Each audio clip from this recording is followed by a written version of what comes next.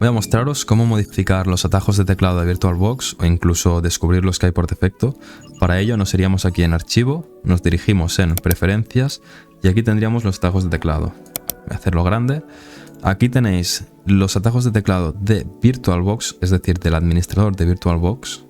Por lo tanto, esto influye cuando estáis en esta ventana de aquí, y si lo que queréis modificar son los atajos de teclado de la máquina virtual, lo tenéis que hacer desde el panel de aquí a la derecha, ¿vale? Aquí administrador y aquí la máquina virtual.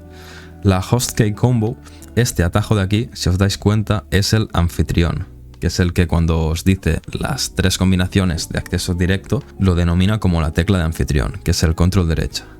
Y bueno, por aquí, si queréis configurar cualquier atajo de teclado, lo único que tenéis que hacer es hacer clic izquierdo y pulsar la tecla que queráis, ¿vale? Como veis aquí, os pone directamente el anfitrión. Como os digo, el anfitrión es la Hostkey Combo.